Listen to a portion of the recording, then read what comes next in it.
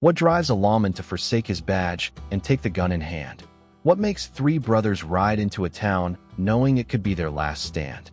These aren't legends, they're true Wild West stories. Ready to uncover their secrets? What turned a routine water stop into the setting for America's greatest train heist? By the end of this story, you'll know how Sam Bass and his gang targeted the Union Pacific, walked away with a fortune in gold, and forced the railroad to rethink security forever. In 1869, the completion of the Transcontinental Railroad promised to unite a nation. But steam locomotives needed water every 15 to 20 miles, and remote stations like North Platte in Nebraska sat defenseless, their telegraph lines the only link to the outside world. These isolated outposts carried mail, newly minted coins, and sometimes enough gold to tempt even the most cautious outlaw. Sam Bass was born in Indiana in 1851, but found his place on the open range as a Texas cowboy. By 1876, after striking gold prospecting in the Black Hills and losing everything in Ogallala's gambling halls, Bass teamed up with childhood friend Joel Collins.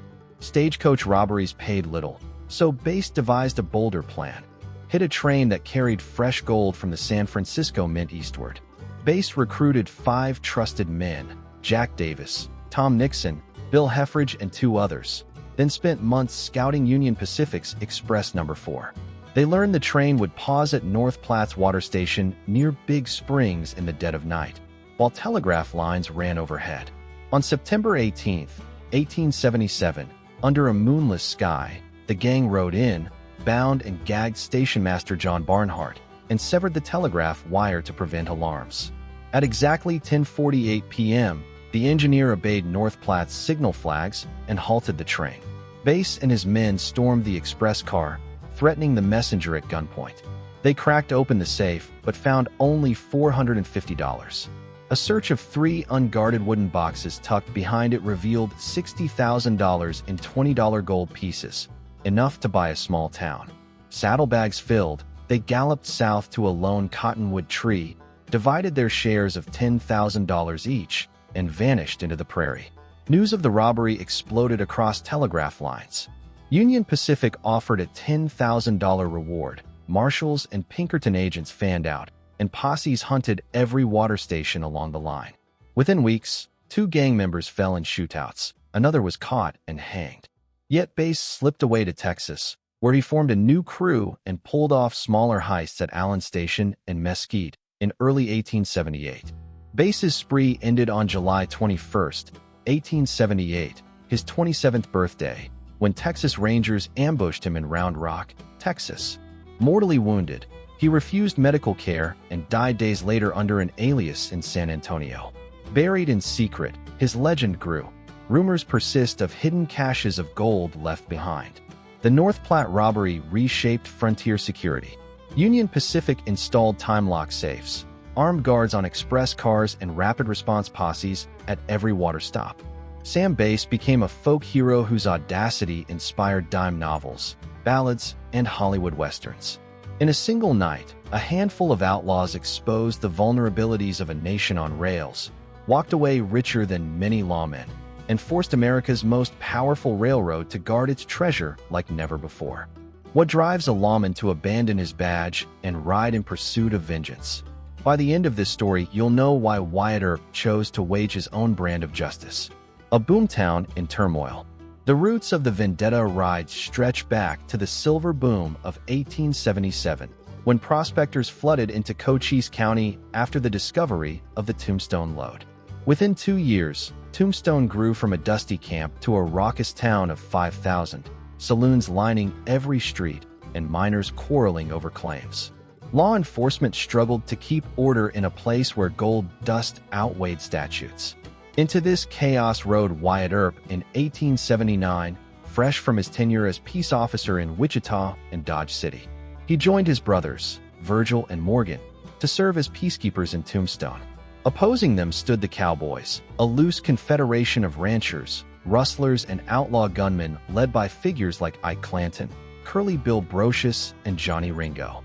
The Earps' efforts to enforce order clashed repeatedly with the Cowboys' brand of frontier justice, and political influence tilted in favor of the ranching faction. The breaking point: Morgan's assassination. By early 1882, tensions boiled over. On the night of March 18th, just after midnight, Morgan Earp stood outside a saloon on Fremont Street when an ambush erupted. Frank Stillwell, believed to be working for the Cowboys, fired the fatal shot. Contemporary coroner's inquest records show that witnesses were intimidated into silence, and Tombstone Sheriff, Johnny Bean, refused to arrest the suspects. The courts, entangled with local business interests, issued no warrants. Morgan's murder went unpunished, and Wyatt's faith in the legal system shattered. A personal tribunal. Within 2 days, Wyatt stripped off his marshal's star and summoned a small band. Doc Holliday, the tuberculosis-afflicted gambler whose loyalty to the Earps dated to Dodge City. Turkey Creek Jack Johnson, a former Texas ranch hand renowned for tracking fugitives by moonlight. And Sherman McMaster, one of the few men to survive a cowboy's ambush and turn bounty hunter. Each carried a grievance against the outlaw faction. Together, they swore an oath to hunt down every man linked to Morgan's death, dead or alive. The hunt across desert and ridge. On the night of March 22nd, the posse slipped out of Tombstone under a waning moon, heading toward Cochise County's rugged backcountry. They followed cattle trails to Iron Springs, where Curly Bill Brocious and his gang camped, buffalo meat roasting over open fires. Before dawn on March 24th, Wyatt arranged an informal parole hearing. Only bullets answered. Moments later, Curly Bill lay dying, felled by Wyatt's Sharps rifle. To the Earps, it was righteous retribution. To the law, it was murder. Becoming outlaws. With Curly Bill dead, the vendetta ride tipped from vengeance to flight. Arizona's governor issued a $5,000 reward for Wyatt's capture. Sheriff Bean deputized every posseman he could find.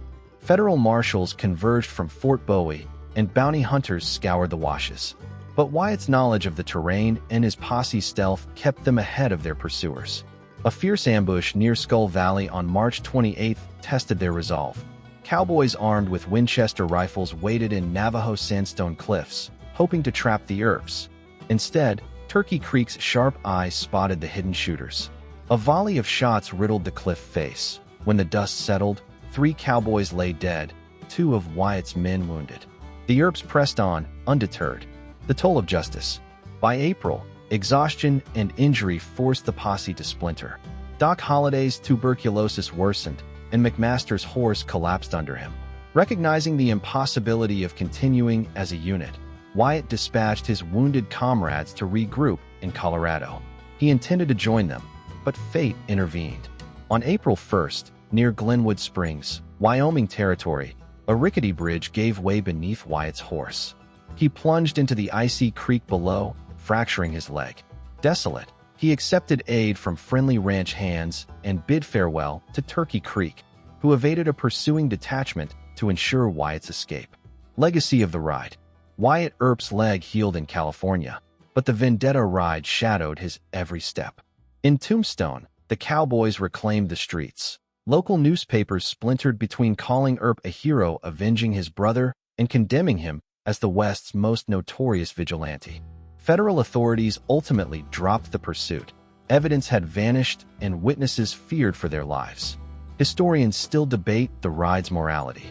Was Earp an avenging angel or a lawman who forsook the rule of law?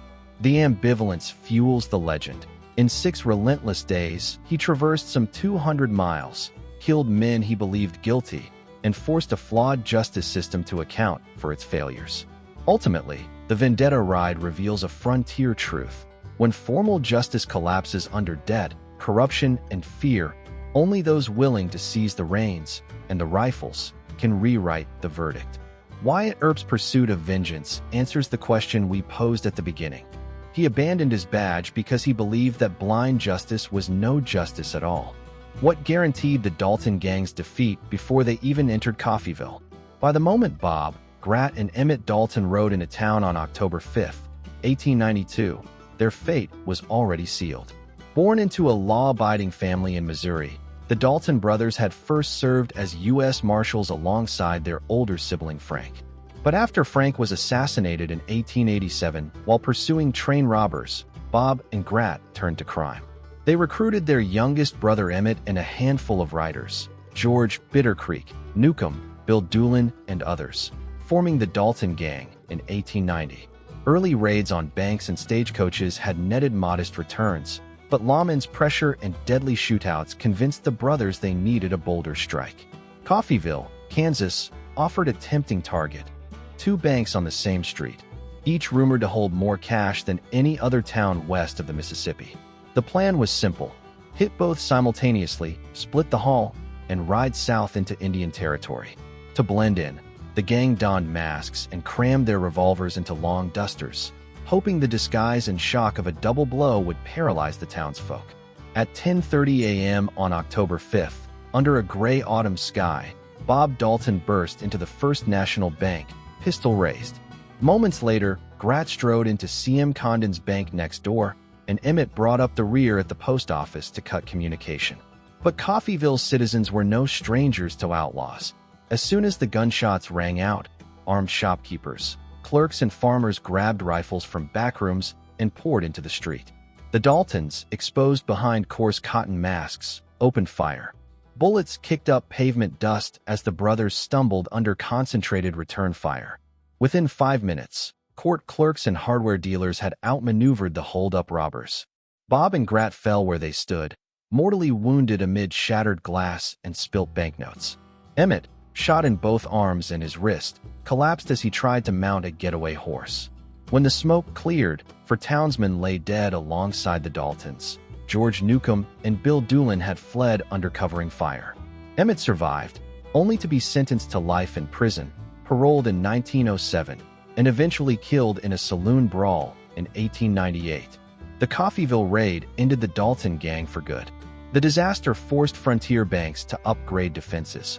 Vaults became stronger, telegraph lines better guarded, and local posses trained for swift response. The Dalton gang's Coffeyville raid stands as a stark example of hubris meeting preparedness.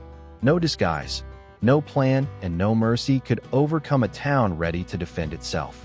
Their legend endures as a cautionary tale. In the Old West, boldness without foresight was a gamble few outlaws survived.